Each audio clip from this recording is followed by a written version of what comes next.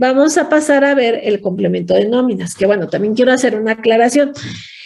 Como estamos viendo los complementos, pero a ver, en su plano de cómo funcionan, por qué son así, por qué se llenan, qué información arrojan, no nos vamos a meter aquí como en el tema de hacer un análisis laboral, ¿no? Porque me lo han preguntado, me dicen, oye, Penny, es que pues yo quiero saber, por ejemplo, las prestaciones exentas grabadas, cómo funcionan, no sé, otro tipo de información.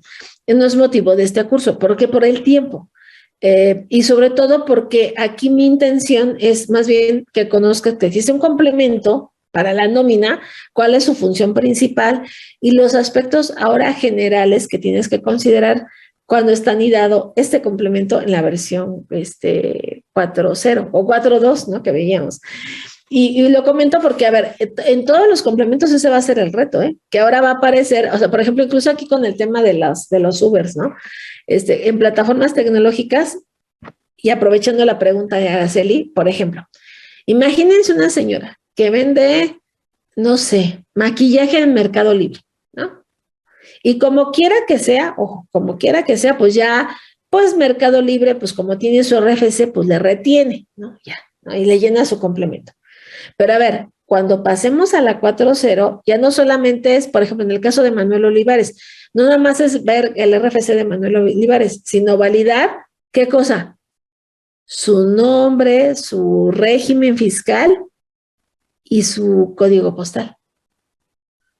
Y si alguno de esos datos no cuadra, la plataforma no va a poder timbrar. Se va a desatar, amigos, de verdad, o sea, pero ojo, no es porque el complemento haya cambiado, ¿eh? El complemento es la misma información. Lo que cambia es que ahora está anidado en un CFDI que ya requiere validar esos datos. Por ejemplo, aquí si observamos, no aparece el código postal de Manuel Olivares, ¿no? Pero en la versión 4.0 ya debe de aparecer. No aparece, por ejemplo, el régimen fiscal de Manuel Olivares, pero ya va a aparecer. Entonces, a ver, ¿qué va a pasar si este Manuel no está inscrito en el régimen de plataformas tecnológicas? Pues, ¿o qué va a pasar, por ejemplo, si no actualiza su información del domicilio y tiene un código postal que no es, por ejemplo, que entonces, es nada más que en plataformas a lo mejor no fue tan cañón como lo fue con la nómina. O la nómina luego, cuando empezamos, porque ya ven que teníamos que entrar en julio, ¿no? Entonces, al empezar a trabajar en este tema, pues aquí es donde empezaron a botar los errores. ¿Por qué? Porque efectivamente lo que empezamos a detectar es que en el complemento el reto principal no era tanto el complemento, sino el reto principal era, a ver, toda esta información ahora va a validar la identidad del trabajador. Digo, como quiera el cliente le pide su constancia, ¿no? Pero pues al trabajador. Entonces, a ver, vamos a ir precisando varias cosas de este complemento. Y bueno, lo primero que yo necesito que nos quede así como claro es que como cada complemento trae información muy específica de cada régimen, esa información se procesa. Es decir, para plataformas, pues el SAT no necesita más datos más que esto. O sea, el valor de la operación sin el IVA, la retención y vamos. Con eso es suficiente. Pero la nómina es distinto, porque la nómina, pues, hay varios factores que intervienen si es una percepción grabada, si es exenta, por ejemplo, incluso el tema de la tarifa progresiva. Aquí no es, a ver, retén el 10%, no, aquí es con base en una tarifa progresiva, pues es el impuesto que vamos a retener, pero aparte hay que hacer una comparación con otra tarifa para el subsidio al empleo, ver qué es mayor, si el impuesto o el subsidio, porque en algunos casos no se retiene, sino que se le entrega la diferencia al trabajador, en otros casos se retiene menos. El subsidio al empleo, por ejemplo, pues no es para todos los niveles de salario, son para salarios abajo de 7,000 pesos, por ejemplo. Entonces, todo eso lo tendríamos que considerar. Y precisamente estos elementos en el cálculo son validaciones internas que ya aplica el SAT para ver qué tan congruente no es tu nómina. Por eso se le hicieron tantos ajustes al tema del subsidio calculado y al subsidio efectivamente pagado y entregado al trabajador. Por eso los cambios, porque de pronto el SAT lo que descubrió es que había trabajadores que tenían un sueldo de 43,000 pesos que les daban subsidio al empleo. Y dice, pero pues, ¿cómo si su sueldo no alcanza? Pero pues les daban. O movimientos en los cuales de una semana a otra, de una quincena a otra, por ejemplo, el trabajador faltaba 3 días, ¿no? Ahorita por el puente, ¿no? A lo mejor algunos no regresaron a trabajar. Entonces, faltaba 3 días, se le pagaban la diferencia, los dos y la proporción del domingo, pero ¿qué pasa? Que gana más poquito. Entonces, como gana menos, le toca más subsidio. Sí, pero porque esa semana fue particular, ya la siguiente semana pues ya es su salario normal. Entonces, ¿qué ocurre? Que eso que le diste de más a la hora de hacer la ponderación mensual y el ajuste mensual, pues resulta que le diste de más y hay que ajustarlo. Todo eso es lo que se ha estado modificando el complemento de nóminas a lo largo de su creación para hacer el tema más justo. Pero al final la autoridad pues sí tiene elementos para identificar qué tan correcta o incorrecta es el cálculo desde las cifras, amigos. Esta pantallita yo la ocupo, por ejemplo, digo, además para cuando me preguntan, bueno, ¿y cómo está eso de que cómo se calcula el impuesto? Son los trabajadores, ¿no? Que son los que luego me preguntan, ¿y por qué me retuviste más o menos? ¿O por qué a mi compadre? O sea, ya, les explico cómo funciona. Pero aquí hay algo bien interesante. O sea, obviamente, como es progresiva la tarifa, pues entre más ganes, más se te retiene. Y eso es algo que el trabajador a la fecha no entiende porque muchos trabajadores vienen de esquemas de subcontratación agresiva. Entonces, ¿qué está pasando? Que me decían, por ejemplo, en una empresa, me decían, es que cuando estaba el outsourcing Penny, nos retenían a la quincena 25 pesos. No es cierto, sí, 25 pesos Penny. Y contigo no, ya me quedé que 600, que, pero ¿por qué? ¿Por qué tan caro? Entonces empiezan a echarte pleito. Y fíjense, en esa empresa, el reto para regularizar al patrón no me lo representó el patrón como tal, me lo representaron los trabajadores, porque se enojaban. ¿Y por qué? Si era, no, yo quiero regresar a como estaba, no, pero es que es un esquema agresivo, no me importa, mejor nos regresamos con la outsourcing porque ahí era más barato los impuestos. O sea, para que vayamos dimensionando todo esto, ¿no? Entonces, considérenlo porque, bueno, estas son de las cosas que se evidencian en un CFDI de nómina. Ahora, este artículo es vital. ¿Por qué? Porque, a ver, el CFDI de nómina como tal se reconoce como un comprobante también del pago del salario. Pero a ver, quiero hacer una precisión. La Ley Federal del Trabajo maneja estos temas electrónicos como una opción, no como una obligación. Esto es importante dejarlo claro, porque a veces al trabajador se le condiciona su pago y se le dice, a ver, es que te tengo que pagar a través de tu transferencia a una tarjeta de débito, por ejemplo, ¿no? Y el trabajador a lo mejor no quiere la tarjeta de débito y quiere que le pagues en efectivo, pues le pagas en efectivo. No, Penny, pero es que hay que hacerlo en electrónico. No, ¿de dónde sacas que es una obligación? Ahí dice, previo consentimiento del trabajador. O sea, el trabajador tiene que estar de acuerdo. El pago del salario podrá efectuarse por medio de depósito en cuenta bancaria, tarjeta de débito, transferencias o cualquier otro medio electrónico, ¿no? Ya vieron que hasta ya, ahora se manda el dinero al celular. O sea, yo creo que no estamos lejos de que ya paguemos la nómina pues a través del envío, ¿no? De un código. Pero bueno, entonces, a ver, esto es si el trabajador quiere. 2, en todos los casos, el trabajador deberá tener acceso a la información detallada de los conceptos y deducciones de pago. Entonces, la razón por la que la representación impresa del complemento de nómina sea tan detallada es precisamente por eso, porque se requiere conocer cuánto me pagaron, qué me descontaron, por qué me descontaron, etcétera, etcétera. Esa es la razón. Y lo comento porque a algunos lo saca de onda lo que vimos en la primera sesión de las representaciones impresas.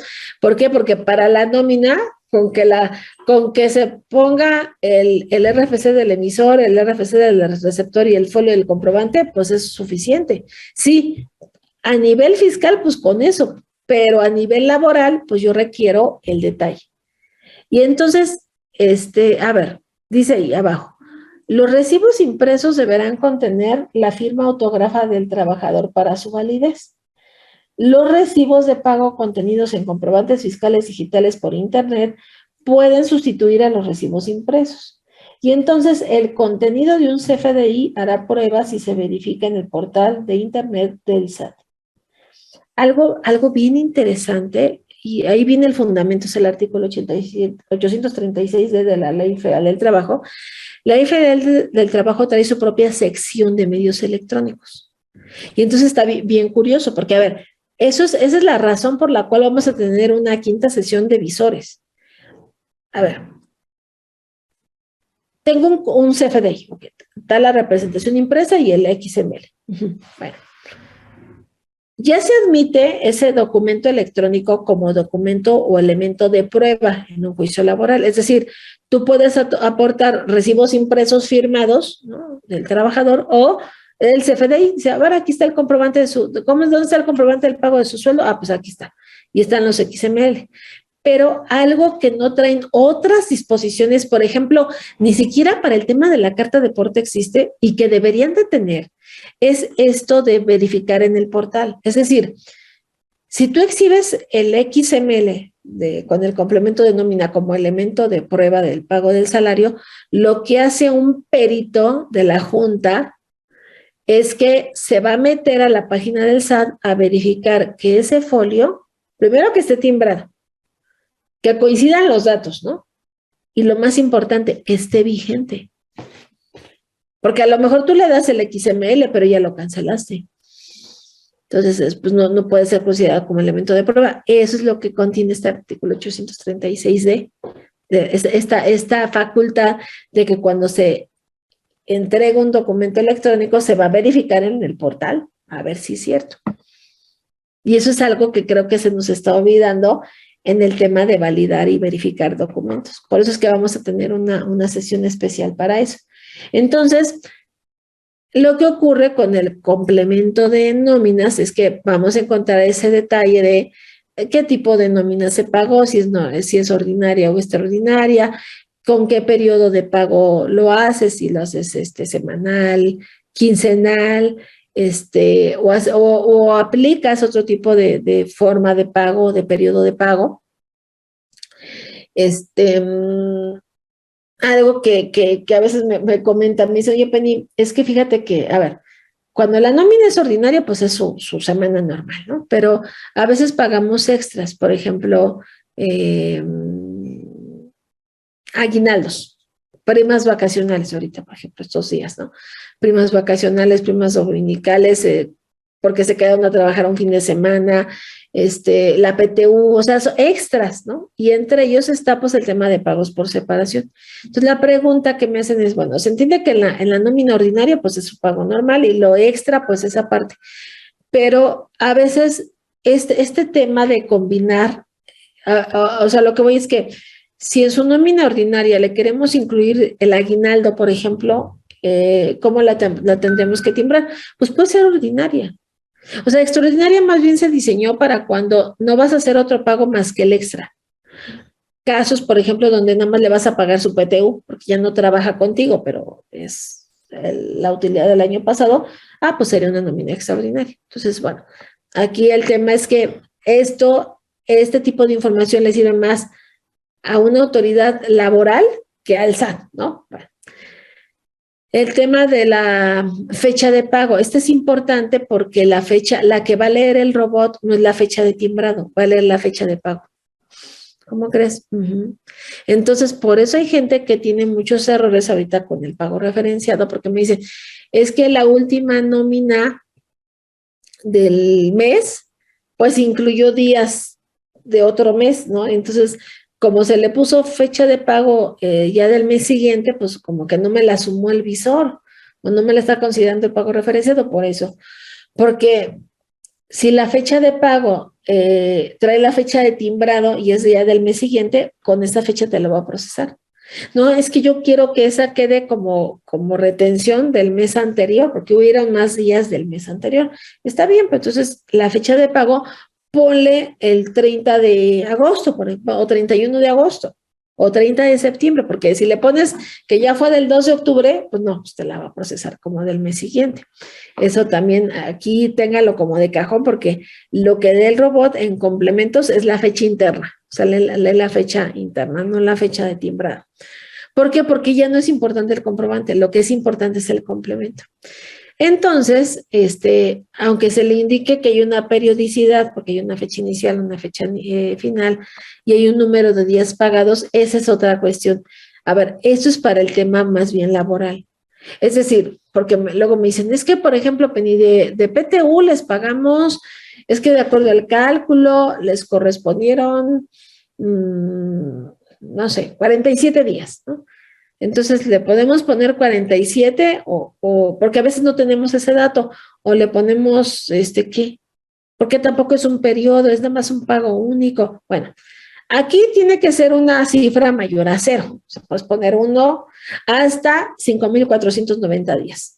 Pero a ver, esto nos ayuda para saber qué tan congruente es la prestación a nivel laboral. O sea, a nivel fiscal, el SAT rara vez valida esta información.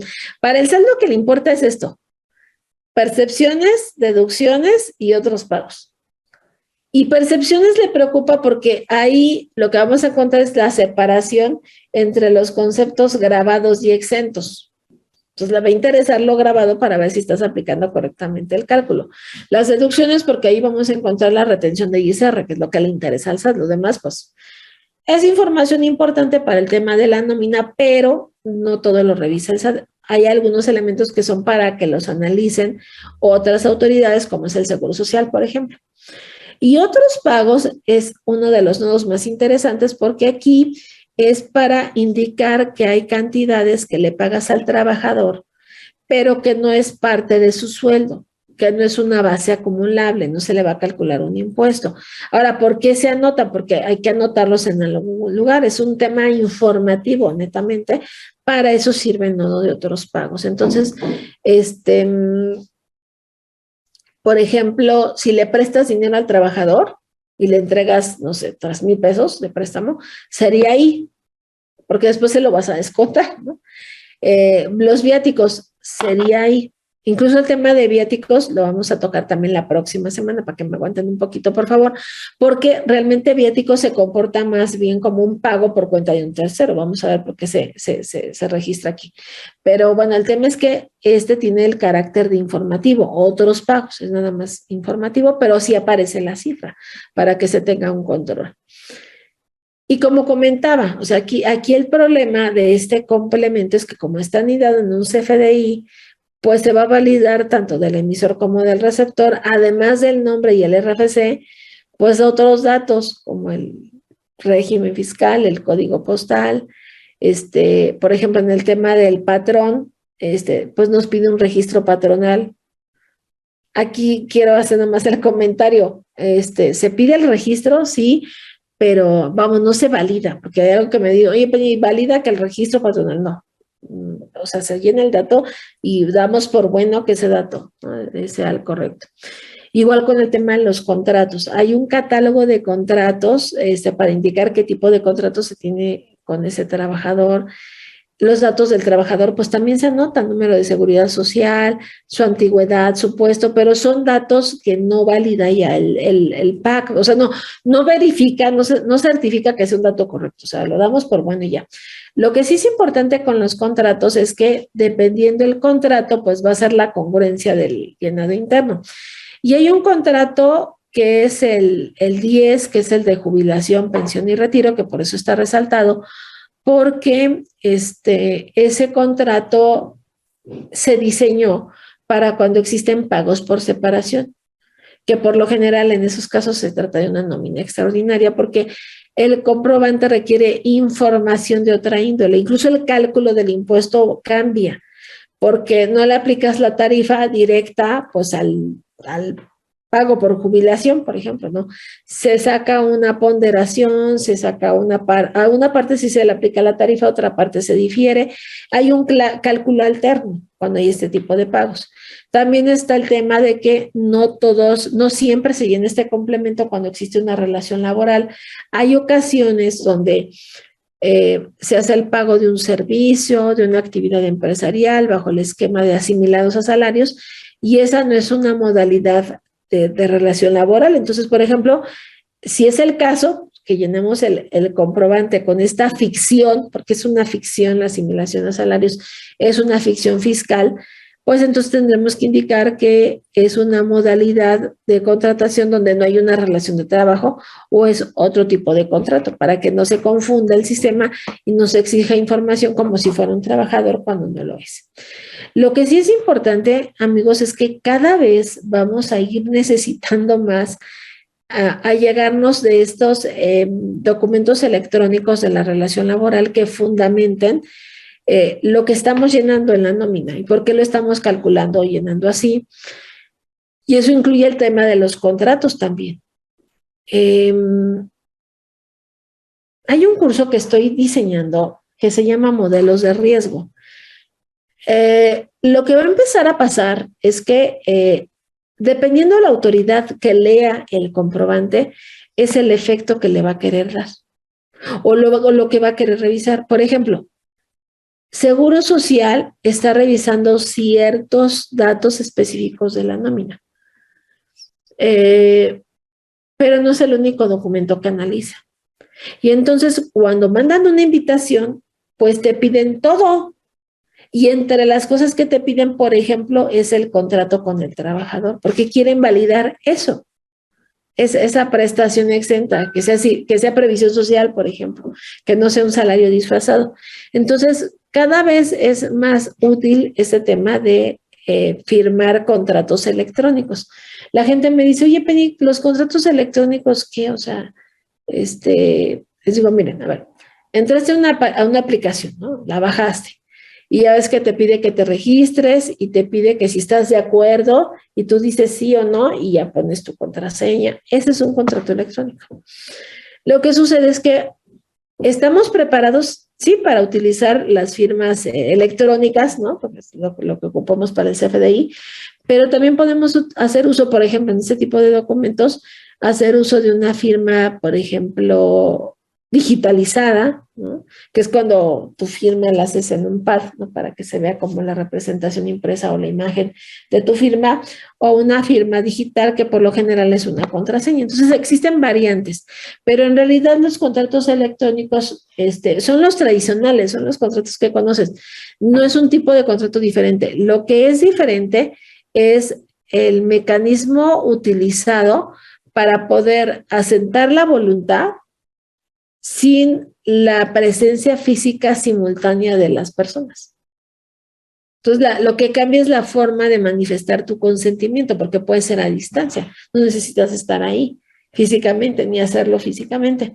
Por eso, para este tipo de contratos siempre se piensa en un contrato mixto, es decir, que a lo mejor el trabajador tenga su versión en línea, ¿no? Y ahí firme, y aparte tener la versión tradicional en papelito y que te firme todas las hojitas, ya para cuestiones más importantes. Pero sí, a donde estamos yendo todos es al tema de tener que empezar a digitalizar cada vez más documentos, porque a nivel laboral pues te lo piden así.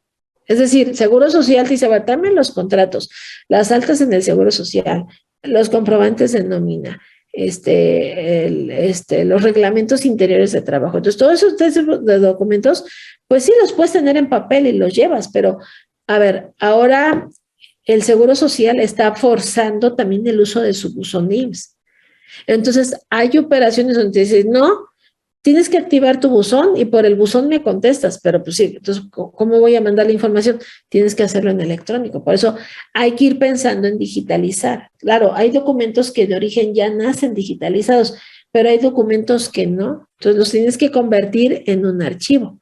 De ahí el tema de que a través de un escáner o a través de, no sé, una foto, pues tengamos esa versión electrónica del documento. Entonces tenemos que pensar en eso también. Y considerar que pues no podemos poner de pretexto de que pues es que no tengo el contrato, no se firmó, no, o los cambios a dicho contrato, porque luego se hacen adendas, se modifica el puesto, se modifica por ejemplo, ahora el tema del teletrabajo. El teletrabajo son nuevas condiciones para que esto funcione. Hay un proyecto de norma que ya se publicó. ¿Por qué? Porque hay ciertas verificaciones que va a tener que hacer el patrón para autorizar el teletrabajo.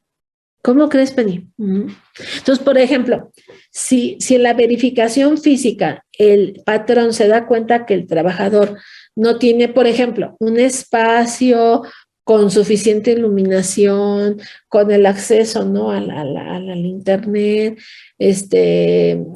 adecuado para hacer su trabajo, puede ser que no autorice esta modalidad.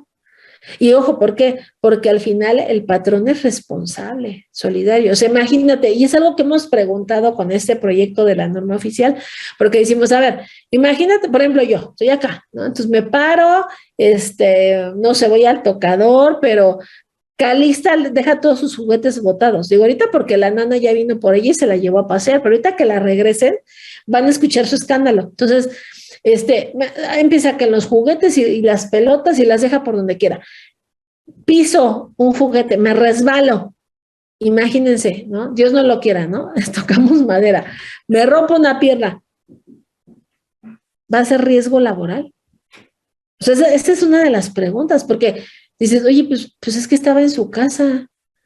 O sea, ¿en qué momento va a calificar como riesgo de trabajo y en qué momento no?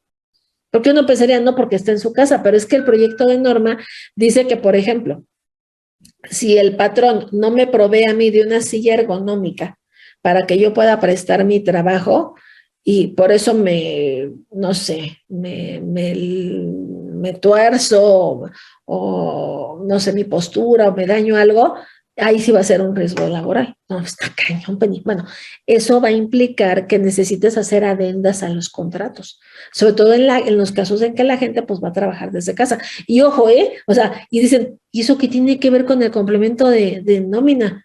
Pues es que ese es el tema, o sea, no puedes analizar el complemento aislado, necesitas manejar todo un expediente laboral ya de manera electrónica, porque un rengloncito de ese complemento va a implicar la pregunta de una autoridad, ¿y por qué así?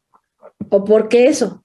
Entonces, el artículo 26 de la Ley Federal del Trabajo establece que la falta de ese escrito, de ese documento, donde se precisen esas condiciones y el reglamento de trabajo y etcétera, dice, no priva al trabajador de los derechos que deriven de las normas de trabajo y de los servicios prestados, pues imputará al patrón la falta de esa formalidad. Entonces no puedes decir como, pues es que la pandemia, pues ya nos acostumbramos a que trabajara desde casa. No, no funciona así, porque hay que renovar esas condiciones de trabajo.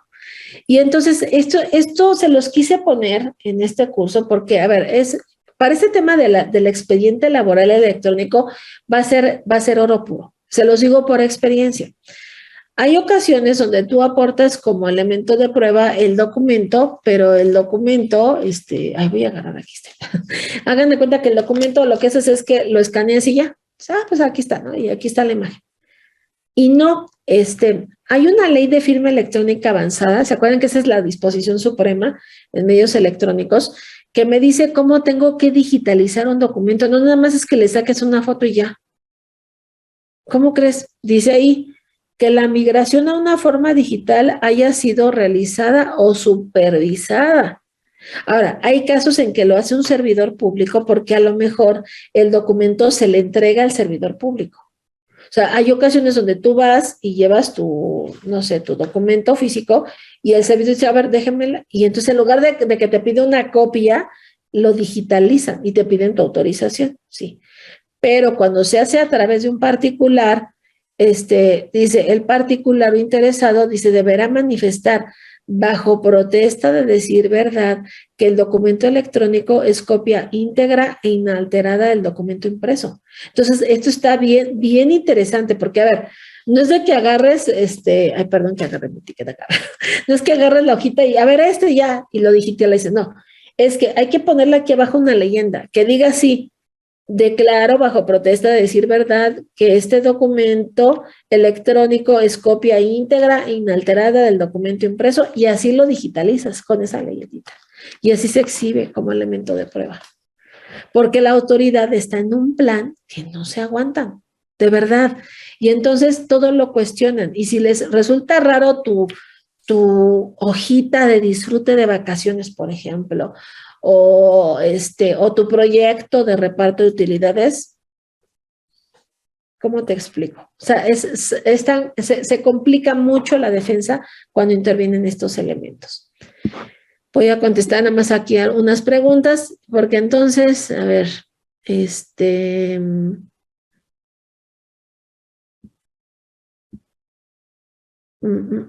¿dónde está? ¿Dónde me quedé? Ah, me quedé en el factoraje, ok. Araceli, dice, Penny, ¿por qué en la constancia fiscal que se consulta y se baja del portal del SAT ya no aparece el correo? Ah, sí, ese ya lo había contestado. Sí, porque acuérdate que ya, bueno, hay trámites que ya requieren que se haga una actualización. Ok, eso ya lo habíamos comentado. Rosalba dice, me interesa revisar el complemento de comercio exterior, me gustaría me apoye con su forma de llenado. Bueno, sí me interesa, Rosy, porque es muy importante que me digan de la gente que está conectada cuántos requieren que se revise cierta información para tocarlo, porque en la quinta sesión sí vemos, o sea, sí explico, por ejemplo, este tema de cómo se conecta el comprobante con otros complementos que son para áreas muy específicas, en el entendido de que no todo sirve para llenar una declaración. Y hay declaraciones que se llenan de otra manera. Un ejemplo es el pedimento aduanal. Es un formato, o sea, cuando tú pagas el IVA en un pedimento, lo que estás llenando es un formato, pero uno pensaría que es algo que se llena en automático a partir, por ejemplo, del complemento y no es así. Entonces, indícame exactamente dónde tienes dudas para poderlo tocar. Dice Rosy, dice, el visor de nómina me arroja varios comprobantes con error. ¿Ese error a qué se debe y cómo lo podemos corregir? Bueno, esos errores, los errores con visores lo vamos a ver en la quinta sesión. Yo en esta ocasión nomás lo que quiero que veamos es precisamente el por qué se llena, porque lo que analiza el SAT, y eso es algo que nos vamos a enfrentar a la versión 4.0, es que el complemento en la versión 4.0, el complemento de nómina no lo está leyendo. Entonces, sí, indícame, Rosy, ¿en qué versión estás llenando la nómina? Si es en la 3.3 todavía o en la 4.0, para ayudarte mejor con el tema de los errores, porque en la 4.0 no se está leyendo el complemento de nóminas. Es una de las malas noticias, ¿no? Que vamos a revisar en la quinta sesión. Dice, contadora, ¿se deben corregir los comprobantes de pago de nómina a los que el SAT les realizó cálculo de subsidio? Ah, bueno, aquí hay algo muy importante. Si el subsidio está pagado de más o no correspondería, por ejemplo, por el nivel de salario no les tocaría subsidio y sin embargo se les calculó, sí hay que corregir el comprobante. Incluso por esa razón es que hay sistemas de nómina que por ejemplo, cuando pagas por quincena, la primer quincena no te calculan subsidio. Y en la segunda ya te aplican el subsidio correcto del mes. ¿Se vale? Sí, se vale. Lo que pasa es que ahí el que protesta es el trabajador, porque siente como que un mes le quitas más y el otro que el otro, pero es correcto porque ahí no hay errores, entonces sería exacto. Y si se aplicó un subsidio cuando no se debe de haber aplicado, sí se tiene que corregir el comprobante, sería lo ideal. Hay algunos programas que lo que hacen es que van ponderando la tarifa. ¿A qué me refiero con ponderar? Aquí hacen el cálculo de la tarifa por día. Entonces, hacen un cálculo alterno donde los días que llevas del año, por ejemplo, de enero a septiembre, hacen el cálculo con una tarifa ponderada de enero a septiembre para aplicar el ajuste que llevas a este día y que para tu anual, en el ajuste anual no existan diferencias. Eso también te lo ofrecen algunos sistemas de nómina. Y es para eso, para que si en algún momento dado tú les retuviste de más o de menos, o ya en la última, siempre la última nómina se va haciendo el ajuste exacto.